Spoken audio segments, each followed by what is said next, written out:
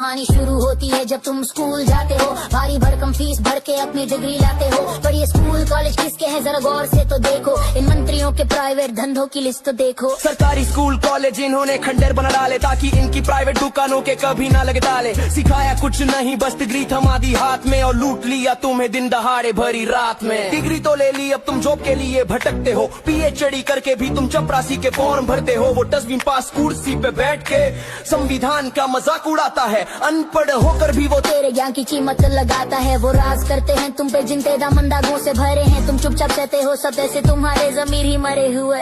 तुझे नौकरी चाहिए तो कैरेक्टर सर्टिफिकेट दिखाना, एक छोटा सा पुलिस केस हुआ तो अपना करियर भूल जाना। पर संसद की सीढ़ियों पे नियम सारे झुक जाते हैं, जितने ज्यादा केस उतने बड़े पद वहाँ मिल जाते। बिना केस वाला नेता ढूंढना जैसे रेगिस्तान में पानी, ये लोकतंत्र की नहीं ये लुटेरों की है असली कहानी। आम आदमी पे लाठी और अपराधियों पे फूलों की बारिश। तुम सोते रहो यही तो उनकी साजिश है। बलात्कार को बस आंकड़ा बना के फाइल में दबा देते हैं, संसद में बैठे लोग मुद्दों को मजहब से लड़ा देते हैं। यहाँ बेटी की चीख से ज्यादा उसके कपड़ों का डिस्कशन है, और बलात्कारी के पीछे खड़ा ये पूरा सिस्टम और एडमिनिस्ट्रेशन है।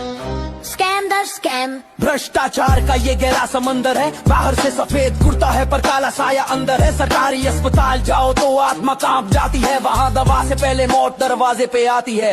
न बेड है न डॉक्टर न साफ कोई कोना है, गरीब के नसीब में बस घुट कर रोते हुए मरना है।